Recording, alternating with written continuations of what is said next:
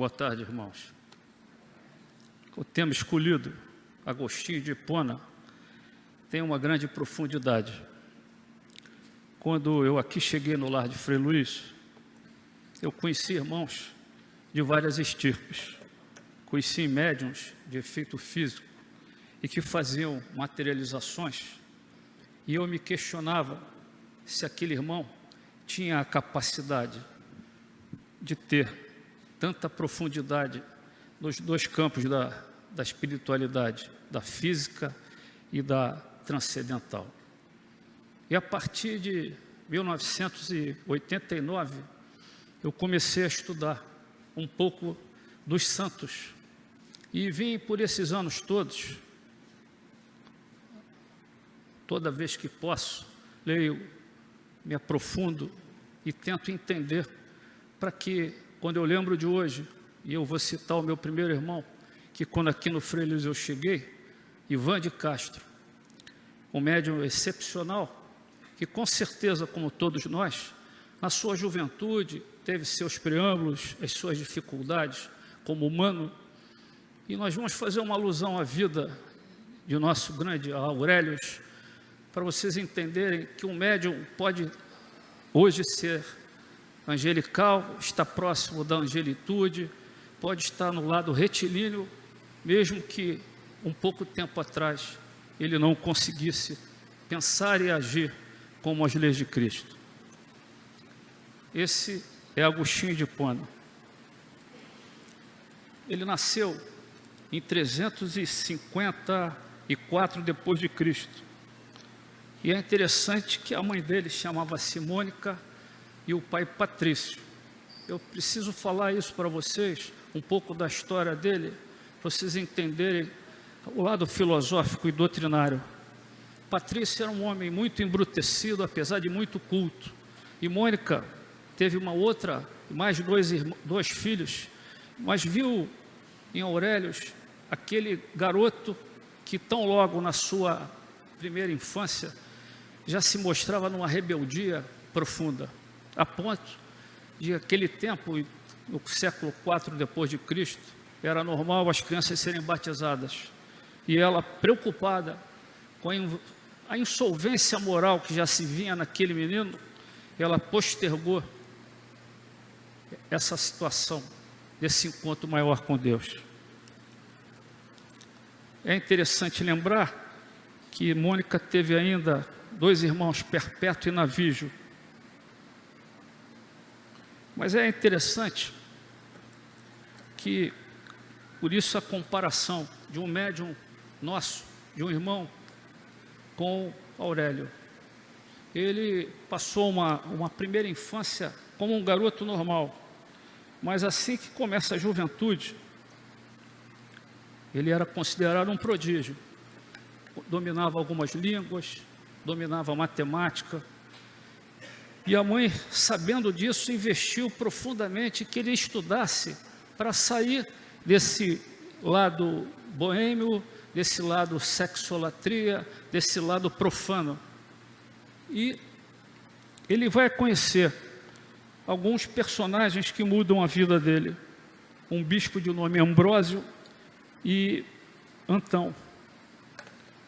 Mas é interessante que com 17 anos, por ser um prodígio, ele caminhava por umas doutrinas pouco críticas. Uma delas se chama maniqueísmo. O maniqueísmo era do tempo dos persas e passou pelo Império Romano, e que na versão daquela doutrina, todo aquele que nascesse no bem, permaneceria no bem, e todo aquele que nascesse no mal ou fosse mal, perduraria no mal. E ele, sabendo dessa juventude, do vício, da luxúria e do pecado da carne, inclusive em torno dos 18 anos, para aquele tempo, ele teve um filho de nome Adeodato, que vou comentar um pouco mais na frente, a referência dele com a história de que vai haver a sua conversão. Esse primeiro momento que falo aos senhores, é bom, interessado, porque muitas vezes nós julgamos algum irmão que chega à instituição, ou um parente que tem algum desvio de conduta, moralmente para nós é considerado impuro. Como nós não somos maniqueístas e somos espíritas, cristãos, a gente sabe que o pau que nasce torto pode voltar para sua condição retilínea. E quando eu falei em nosso querido irmão Ivan, não que o Ivan fosse toda essa luxúria que descrevi, mas principalmente falar de sendo um homem normal como outros, foi lutador de boxe, não o Aurélio, o nosso Ivan, tá certo? Foi mulherengo, namorador, como todo jovem da época dele. Mas quando adentra o movimento espírita, se transforma insubstituivelmente como um homem cristão. Então, o que acontece? Vocês estão me ouvindo bem?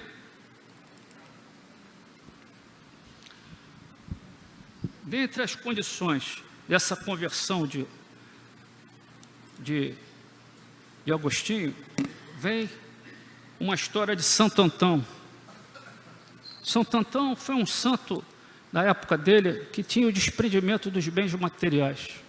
Isso se aproxima muito do nosso irmão Ivan, dos irmãos do grupo de Frei Luís, que eu os conheci lá atrás, que tinham o seu passado materialista, muitos não tinham nenhuma visão espiritista, mas quando entraram ao movimento espiritista, se modificaram integralmente. E esse Santo Antão foi uma das primeiras interferências para o nosso querido Agostinho, porque começou a afastá-lo das coisas mundanas. Mas vem na tal conversão citada pelos livros, quando ele escuta o nosso grande Aurélio Agostinho, uma criança, porque ele tinha um problema muito sério, que era a insatisfação com as coisas que o circundavam. Apesar de ser de uma família tradicional, de já estar dando aula com 18, 19, 20 anos, de ter essa bebedeira acompanhando ele, mas ele sempre procurava, nos encontros pelos locais de tranquilidade. Isso lembra, inclusive, o livro do nosso querido Dalton, o Lírio Beija-Flor, quando ele diz que no recolhimento, lá em cima, ele conseguia se encontrar. E mais ou menos isso que aconteceu com Aurélio. Ele escuta de uma criança, que ele não vê a criança, ele escuta, que ele lesse um dito da carta de Paulo aos Romanos, 13, no item 13 e 14. E vou ler para vocês o item 13, que tem muito a ver com tudo que a gente fala até aqui. Andemos honestamente como de dia, não em glutomanias, nem em bebedeiras, nem em desonestidade, nem em dissolução, nem em contenda e inveja.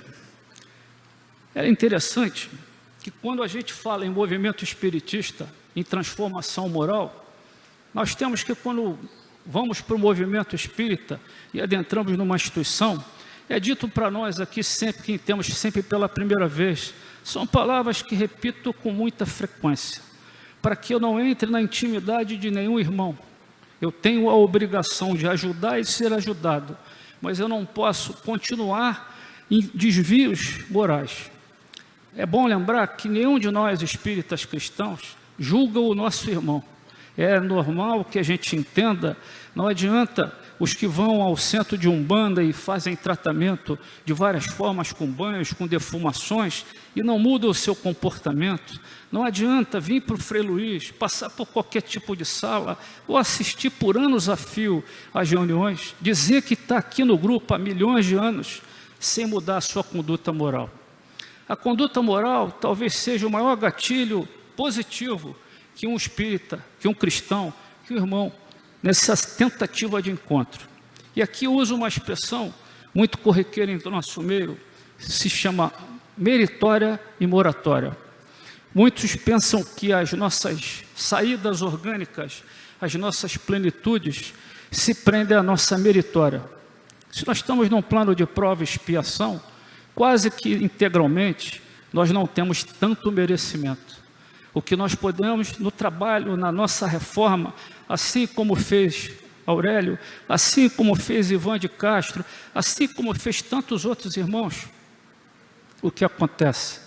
É acrescido a nós uma moratória nessa moratória, ela nos proporciona, não é estar no plano encarnado, mas ultrapassando as barreiras da dor, da aflição, seja na família, seja o nosso problema assistencial ou existencial, mas com galhardia, estando de pé e mostrando que é possível, mesmo diante da dor, mesmo diante do cancro, mesmo diante de uma doença ou até do desencarne, a gente está pronto para passar a barreira. Para vocês terem uma ideia, eu estou aqui hoje, ontem à noite faleceu um tio da minha esposa, e hoje ele foi enterrado de manhã. Teoricamente, eu deveria estar no enterro em Santo Antônio de Pádua. E o que fizemos? Optamos por estar aqui por um compromisso que, teoricamente, para os nossos familiares, possam nos chamar de fanáticos, de desequilibrados, de fascinados.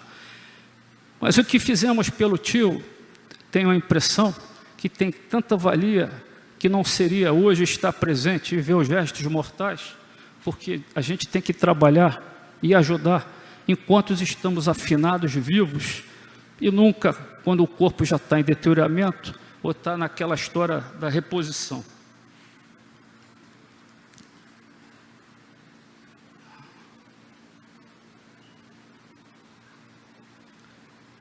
Essa imagem é a imagem de Agostinho quando ele escuta a relação dele com a menina que diz que ele lesse Romanos 13, 13 e 14. Até aí, ele era um sujeito que tendia para a bebedeira, para a luxúria, e a partir daquele instante em que ele percebe que esse caminho não é o mais perfeito, e a gente pode relatar aqui para nós, no século XXI, muitos excessos que fazemos, também da comilança, dos artifícios de produtos faciais, de melhoria do nosso bem-estar, que melhora o nosso corpóreo, melhora de fato a nossa autossatisfação, mas de fato não nos equilibra. É interessante que quase sempre na instituição de Frei Luís, a gente vê irmãos de todo tipo, de toda idade, de toda condição social.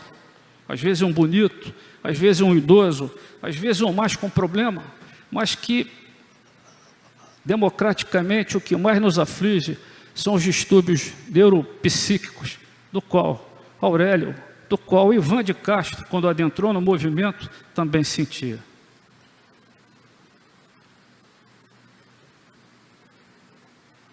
Eu e a cibernética não nos damos bem. Aqui é uma outra imagem de Agostinho, já convertido, e carece de uma orientação. Ele passeava por uma praia, observem, e estava meditando sobre o mistério da Trindade. E encontra esse menino, desse desenho aí. E ele pergunta: garoto, o que você faz aí?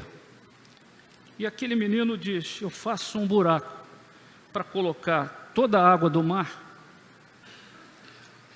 E Aurélio pergunta: mas isso é impossível. Observa que ele caminhava sozinho, pensando nessa meditação sobre o mistério da Trindade, tá?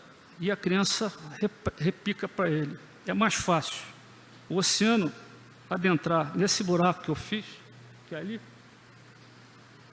do que você conhecer ou adentrar e modificar o mistério da Santíssima Trindade.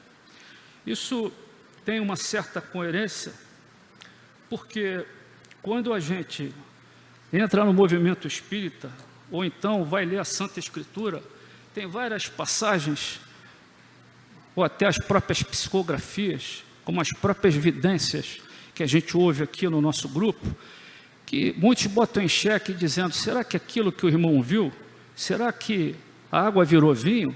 Será que de fato Jesus precisou cuspir no chão, fazer um unguento com a saliva e curar o cego, se ele podia dar um peteleco e assim o fazer? Há dogmas, há histórias que são esses mistérios, que nem eu, nem nenhum dos senhores temos a competência, porque ainda estamos a primitividade da nossa evolução espiritual.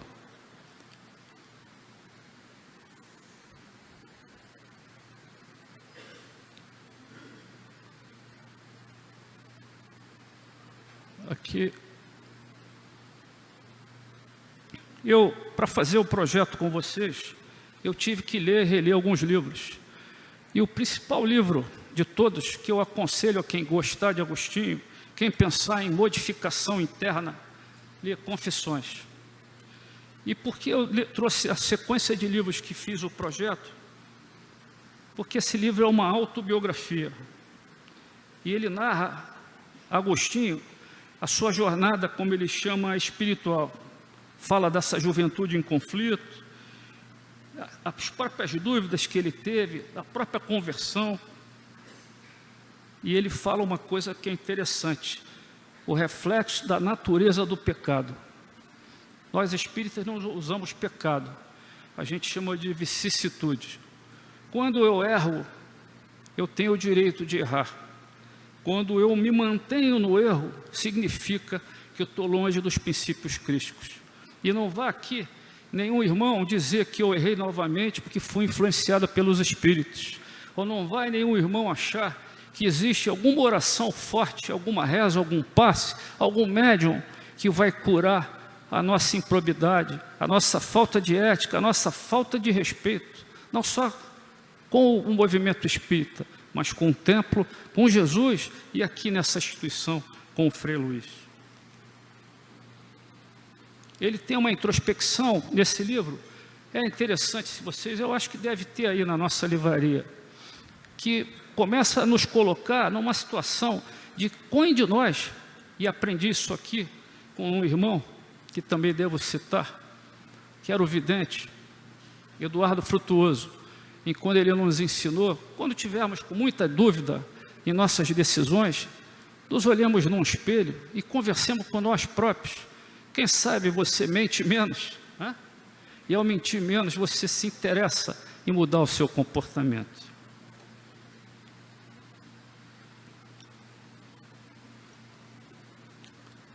Outro livro que trouxe, que tem a ver conosco aqui, é sobre a música.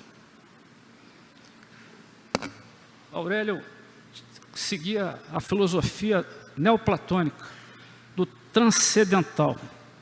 E quem aqui assiste às nossas reuniões, percebe que aquela moça, aquela irmã que aqui fica conosco, transborda luz e energia para todos nós.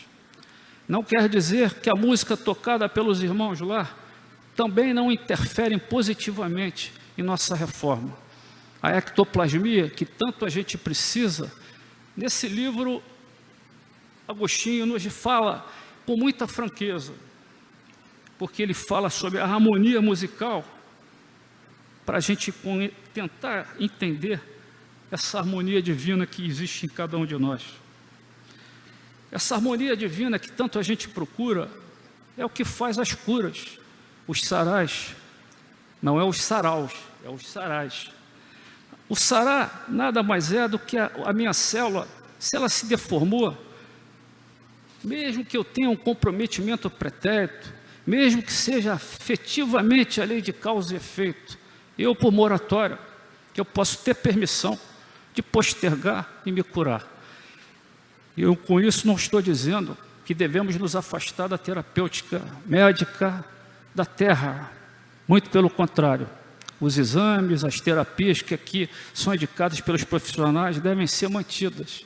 Mas quando eu consigo trabalhar o meu lado interno, saber que a centelha que habita em mim, ela se purifica ou malifica na proporção do que eu falo, do que eu penso, do que eu ouço e principalmente o que eu vou perpetuando.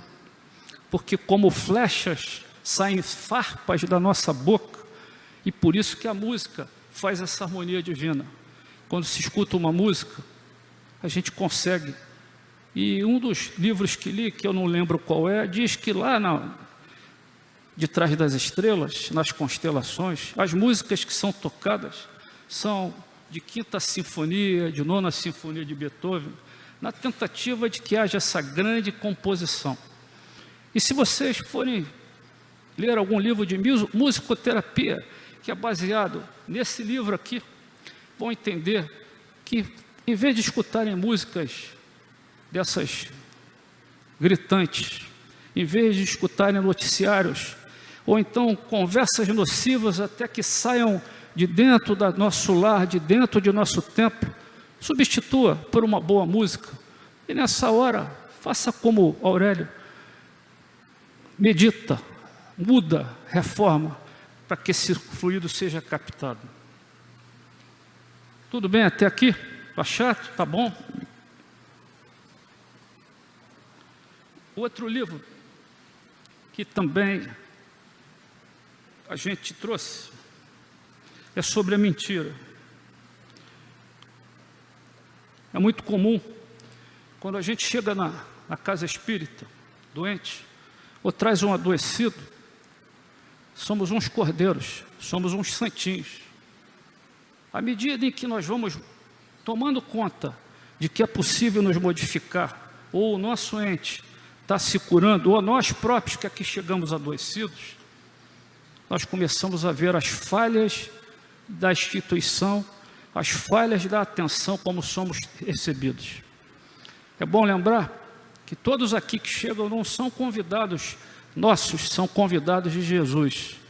E como tal, Jesus, quando nos convida, Ele sabe que aqui não tem só angelitudes, não tem angelicais, tem irmãos e irmãs de todas as estirpes, e que nós precisamos trabalhar, como diz Khalil Gibran, no silêncio dos falastrões, e passar, quando sentirmos a emissão negativa sobre alguma coisa, a gente muda, vibrando para que aquilo não se perdure. Assim como essa energia que se acumula, é a substância, é o substrato que vai para as salas de tratamento, é provável que todos nós aqui vamos receber na proporção direta da nossa mudança comportamental.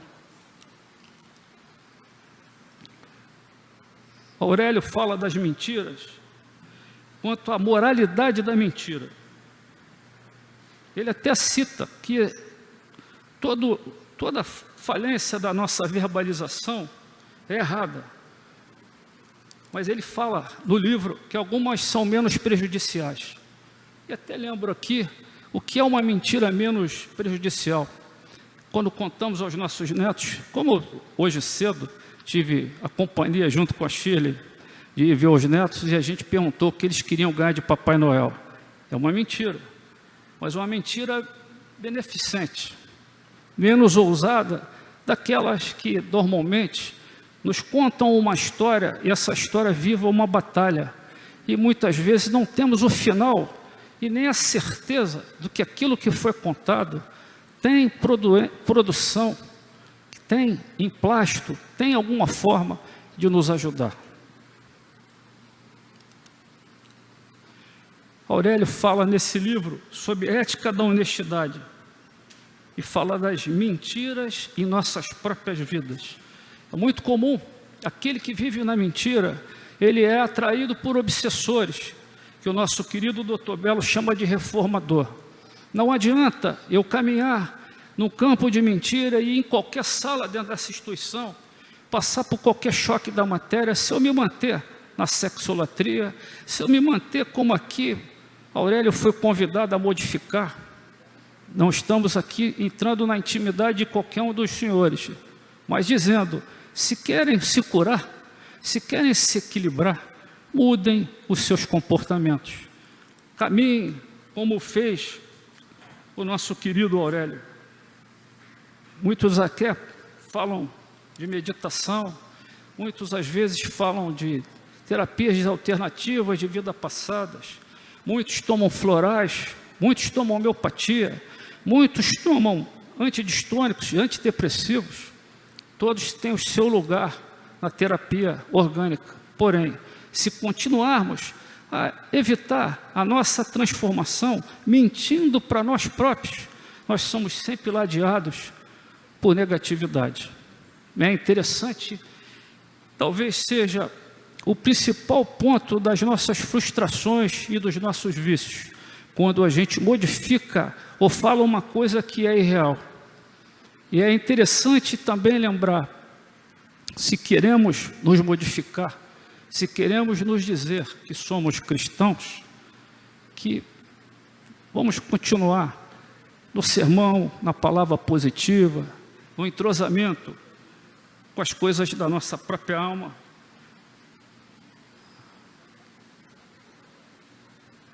Que é outro livro que lemos sobre a potencialidade da alma.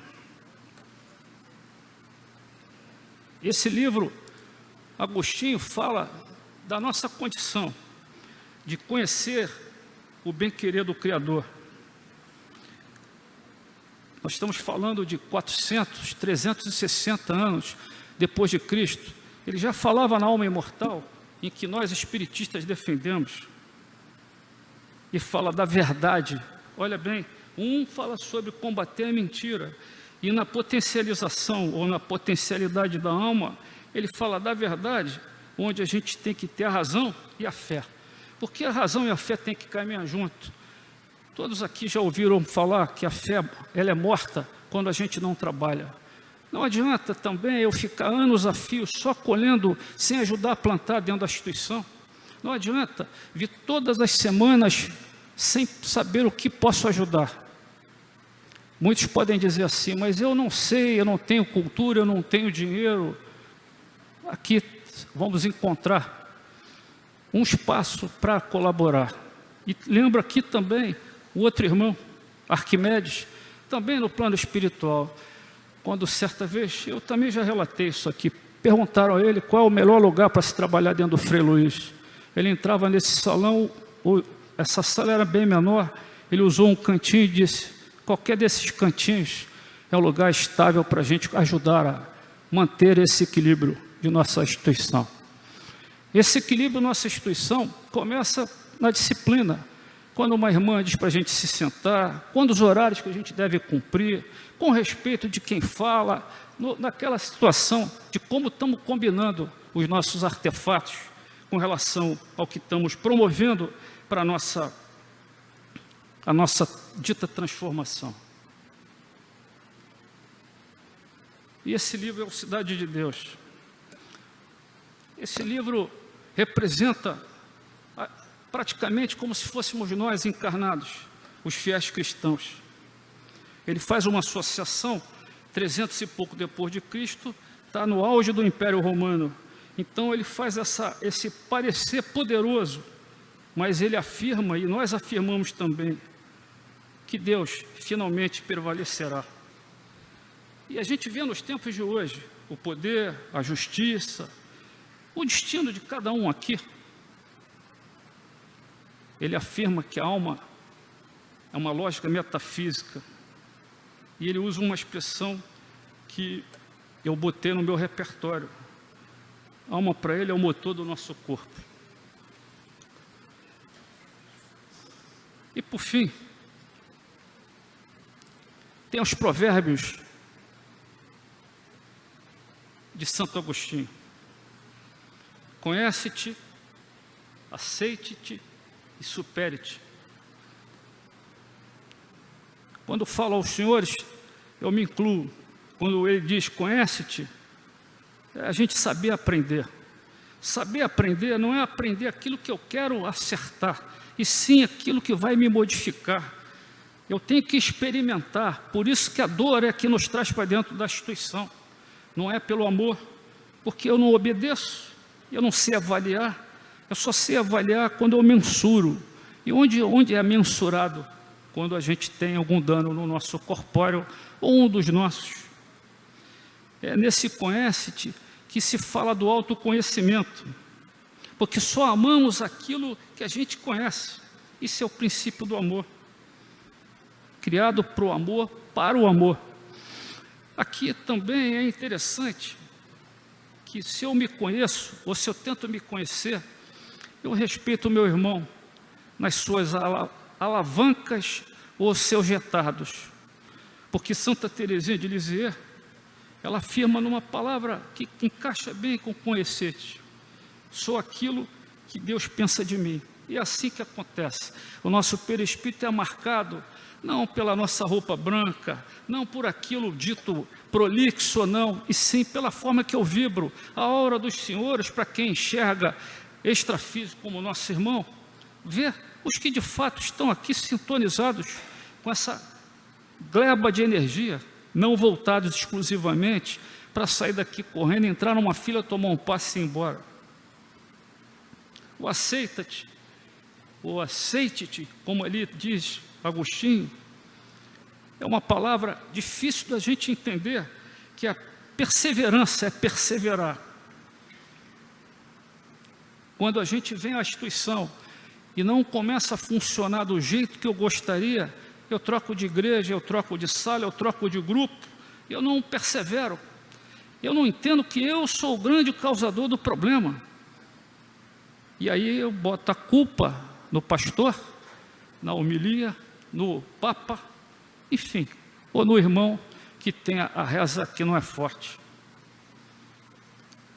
É notório que a potencialidade divina, é isso que é a mensagem que eu quero trazer, está dentro de cada um de nós. E essa superação vai acontecer numa trípode, humildade ou não, e a nossa própria vulnerabilidade. Se eu ficar à mercê da sofrência, da lamúria, eu nunca vou sair de onde eu estou.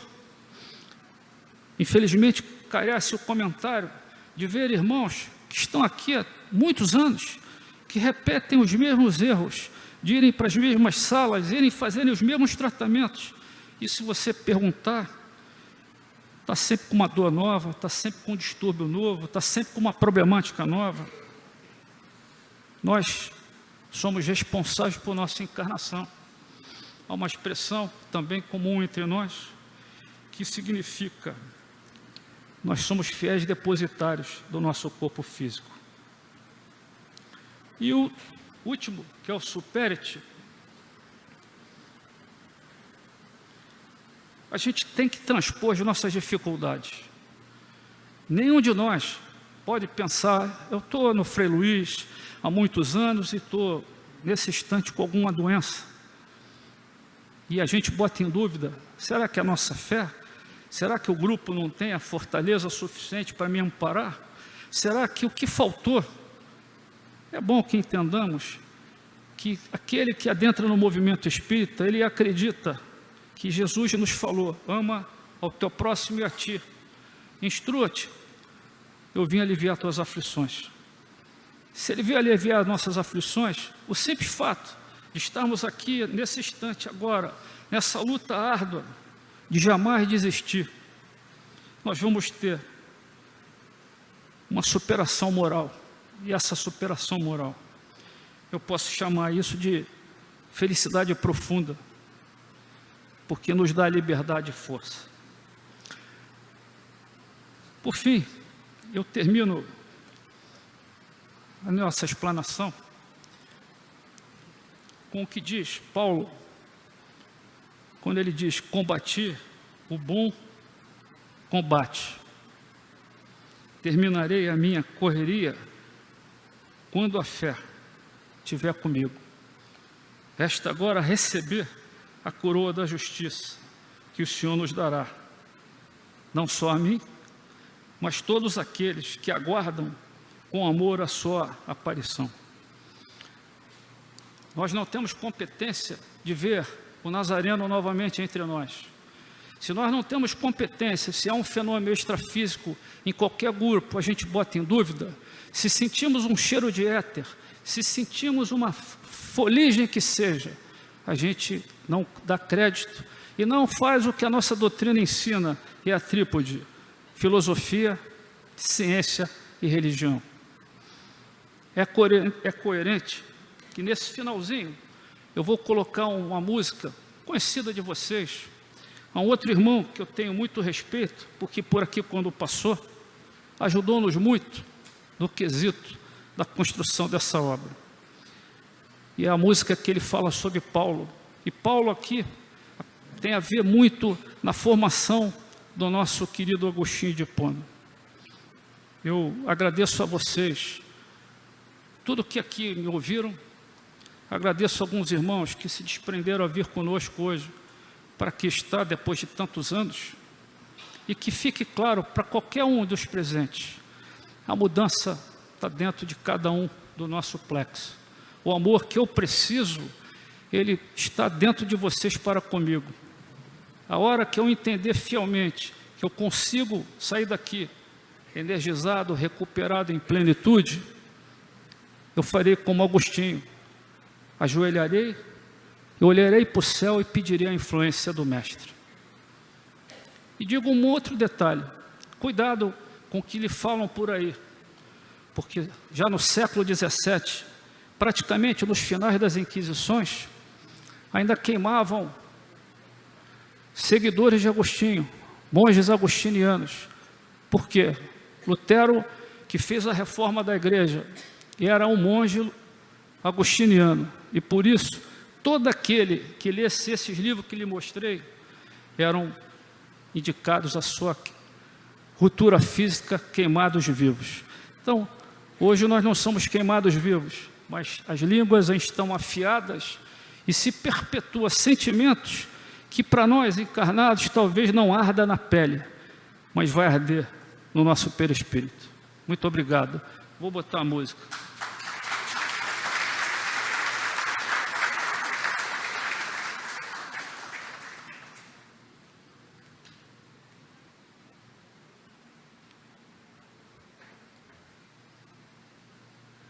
Não se mexer.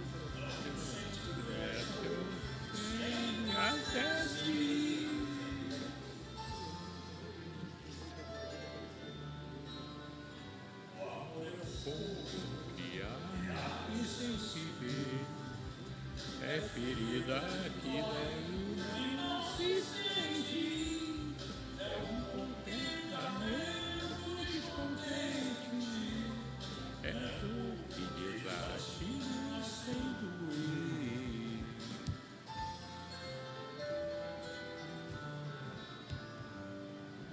Ainda que eu falasse a língua dos homens, que falasse a língua dos anjos, sem amor eu nada seria.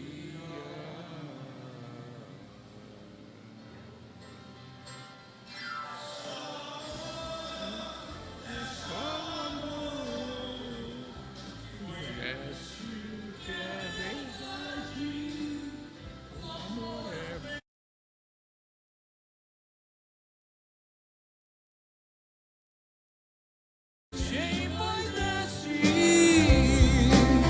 per certe azioni un prigioniero, e serviri che vince da vincitore, è piena lealtà per chi si uccide, il nemico di sé è proprio l'amore. Sono svegli, tutti dormono, tutti dormono, tutti dormono, adesso vedo in parte, ma allora lo vedremo in faccia, è solo amore, solo amore, que conhece o que é verdade, ainda falasse a língua dos homens, e falasse a língua dos anjos.